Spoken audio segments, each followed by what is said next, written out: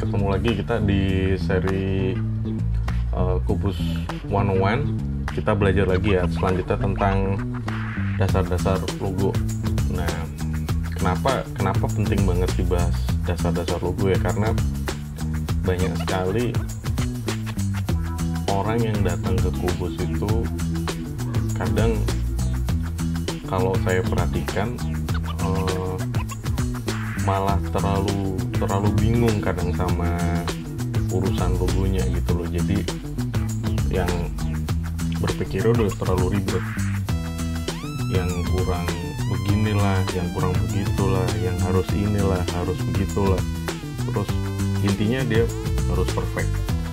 Nah, yang perfect kadang-kadang itu malah nggak jadi-jadi, atau sudah fix nih sekarang pulang, habis itu ketemu temennya si A, si B, si C, si D segala macamnya, dibilang kurang inilah, kurang begitulah, kurang inilah, kenapa harus warna kuning, kenapa harus warna hijau. Akhirnya balik lagi ke Kubus, galau, minta ubah lagi. Nah, ini umum terjadi pada setiap orang yang baru buka usaha. Sebenarnya justru kalau mau flashback ke zamannya Kubus baru pertama buka ya, logonya malah lebih aneh lagi. Dan waktu itu selama mungkin hampir waktu 6 bulanan ya, menurut saya logonya Kubus juga masih aneh gitu loh. Karena dia ada sesuatu yang baru ya, logo baru, sesuatu baru. Kita kadang lihat punya orang lain, toko orang lain segala macam itu yang jauh lebih bagus. Akhirnya jadi logo kita jelek-jelek terus. Nah, kenapa tak tekanin di sini? Kenapa saya bahas masalah ini? Jadi supaya kalian nggak terfokus pada urusan logo sama branding doang untuk usaha di awal. Jadi sebenarnya untuk di awal bikin logo itu yang sederhana aja, biar banyak fokus ke usahanya. Jadi kalau misalnya mau usahanya tempat kopi ya bikin fokus sama kopinya, gimana cara jualannya, rutinin postingan di Instagram atau sosial medianya. Terus habis itu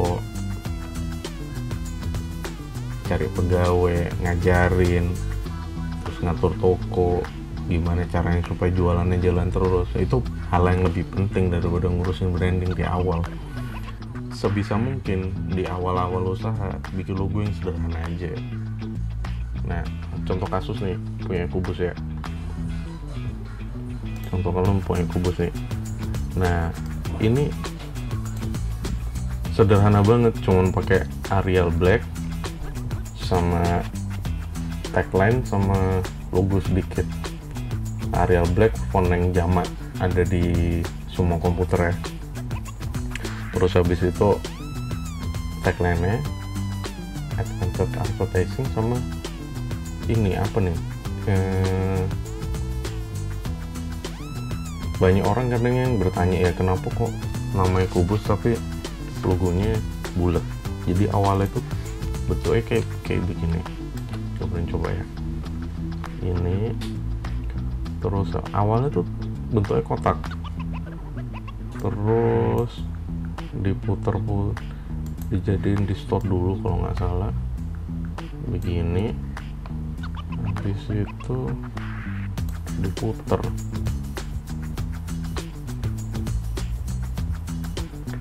Nah, kemudian muternya seberapa juga udah lupa sih. Jadi nah ini deh awalnya, makanya bentuknya bukan bulat sebenarnya, basic aslinya gambarnya awalnya kotak. Ini tambah tulisan Arial Black, jadi ya ini logo yang pertama. Karena waktu itu kepikirannya seperti ini, nggak mikir jauh-jauh. Nah, kemudian seiring berjalannya waktu, desainnya juga berevolusi, logonya pindahlah nggak jauh beda, cuma bedanya sekarang logonya di tengah gede kayak gini, habis itu fontnya dirubah jadi font apa mungkin ini namanya, terus tagline-nya juga tetap nggak berubah, masih kayak yang lama. Nah ini yang bertahan sampai sekarang dari tahun 2010 berarti ya, sekarang udah hampir 10 tahunan ini nggak berubah. Ini grupnya seperti ini. Nah kemudian dia bertelur, jadi ada dua, si Kubus Digital sama Digiprint yang tempatnya akrilik, merchandise, stiker dan segala macamnya. Nah kemudian seiring berjalannya waktu berevolusi lagi dari Kubus Digital Studio yang khusus untuk iklan digital, iklan digital khusus untuk video. Kemudian ada si Donat juga berevolusi, nggak pertama awalnya datangnya seperti ini untuk digital marketing ya, kemudian setelah jalan dia berevolusi jadi seperti ini.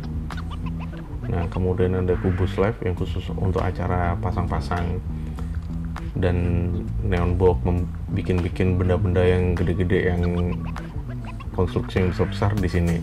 Kemudian ada kita bisa lagi satu, jadi si Kubus Paper yang khusus untuk paper. Nah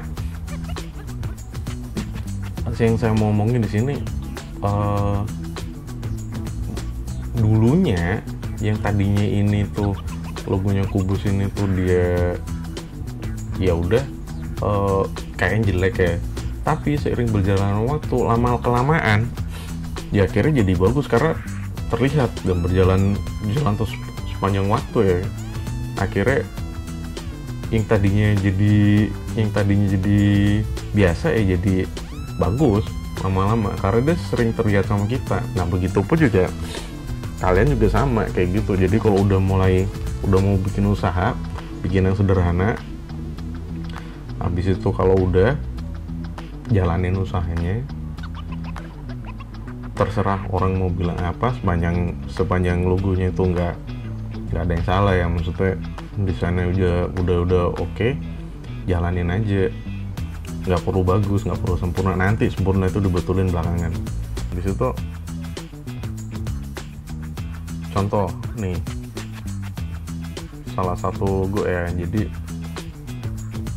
kemarin bikin iklan namanya Cak Bakso ini bukan punyanya Kubus ya, cuman kemarin bikin aja buat sekedar contoh, cuman pakai tulisan Cak Bakso sama gambar bapaknya nih. Nah ini juga contoh komposisi yang bagus, kalian bisa bikin tulisan sama ilustrasi kartun seperti ini.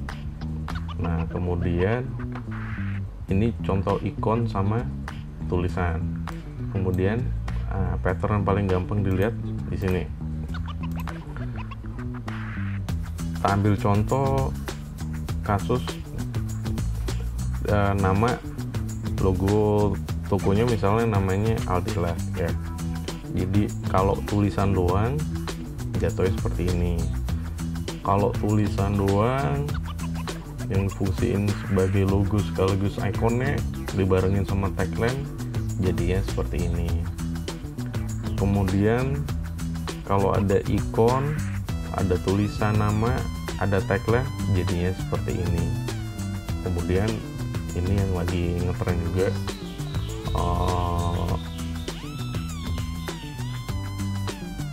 tulisan bentuk tulisan tangan ya sama tagline. Ini juga lagi ngetren di zaman sekarang. Jadi kalau misalnya mau ngambil desainnya sederhana, juga coba browsing dulu lah di luaran itu yang lagi ngetren seperti apa ya. Minimal kita nggak jauh-jauh banget dari tren yang ada ya, biar nggak repot juga. Nah kemudian kayaknya yang kemarin baru bikin warung plus 62 ini jualannya khusus minian. Nah, ya udah awalnya seperti ini, berangkatin aja dulu nanti seiring berjalannya waktu kurang apa tinggal ditambahin. Dan suatu saat misalnya dia mau nambah jualan donat, ya nggak apa-apa, yang penting jalan dulu, karena usaha jalan lebih penting daripada logonya pas awal-awal. Nah nanti terakhir baru kita beresin. Syukur-syukur kalau bisa jalan semuanya ya, tapi kebanyakan biar nggak pusing mendingan mikir yang cepetnya dulu. Nah kemudian contoh selanjutnya, kemarin ada rebranding punyanya Merpati. Merpati ini ekspedisi darat di NTB yang udah lebih dari 30 tahun. Nah desain lamanya masalahnya di ekspedisi rata-rata brandingnya terletak di mobil, ya kan? Kalau kantor ya udah di kantor aja. Nah mobil yang di branding dia harus gampang terbaca sama orang, nggak mungkin kita pakein logo. Jadi nggak mungkin banget kita pakein logo yang model kayak si Aldela. Karena apa? Secara sekilas susah dibaca orang. Nah kalau si Aldela ini gerak di baju, orang bakalan datang ke tokonya atau datang lihat barangnya, pegang ataupun lihat bendanya di sosmed itu secara dalam jangka waktu yang lama. Nah kalau si ini dia bakalan kesana kemari brandingannya di kendaraan. Oleh karena itu syarat utamanya harus hurufnya besar-besar dan terbaca dengan jelas. Makanya logo yang kemarin kita rubah jadi tulisannya gede banget, Merpati. Logo yang kemarin ada si burung merpatinya kita angkut juga, dibikin jadi lebih sederhana, tambahin kiriman cepat terpercaya lebih dari 30 tahun supaya orang yakin. Nah ini fungsinya kita buat belajar logo. Selain itu jadi harus dilihat juga fungsi penempatannya bakalan mau di mana. Logonya nggak usah bagus-bagus sekali, yang penting logonya nggak sama dengan punya orang lain. Nah habis itu jalanin terus usahanya setahun 2 tahun, lolos 3 tahun, udah usahanya makin gede, cabangnya makin banyak, ya udah baru mulai. Minum dulu guys.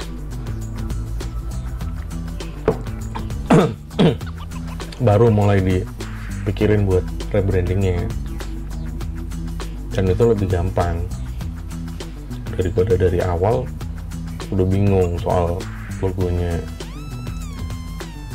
karena banyak kasusnya begitu. Jadi coba-coba yang mau wirausaha di awal jalanin aja usahanya, logo yang penting jadi. Kalau udah usahanya jalan, logonya insya Allah ngikutin. Oke, sekian dulu Kubus 101 episode kali ini. Ketemu lagi di episode selanjutnya. Tetap semangat.